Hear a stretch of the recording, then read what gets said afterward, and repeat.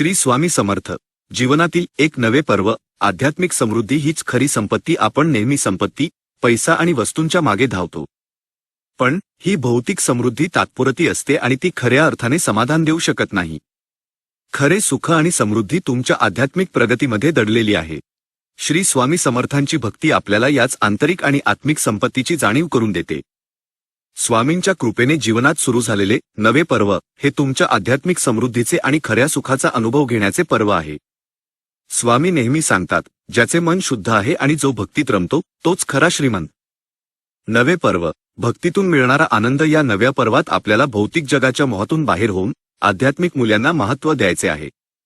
सुखाची व्याख्या बदला. तुमचे खरे सुख आलिशान घरात नाही, तर तुमच्या शांत आणि समाधानी मनात आहे.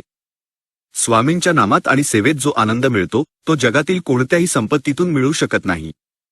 आध्यात्मिक गुंतवणूक. दररोज नामस्मरण करणे, चांगले विचार करणे आणि गरजूंची सेवा करणे ही तुमच्या आध्यात्मिक संपत्तीतील गुंतवणूक आहे.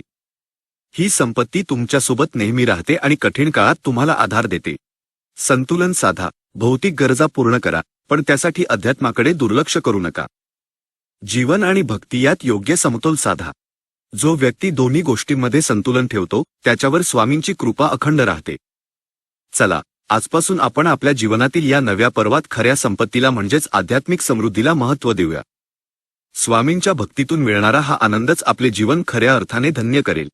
श्री स्वामी समर्थ महाराज.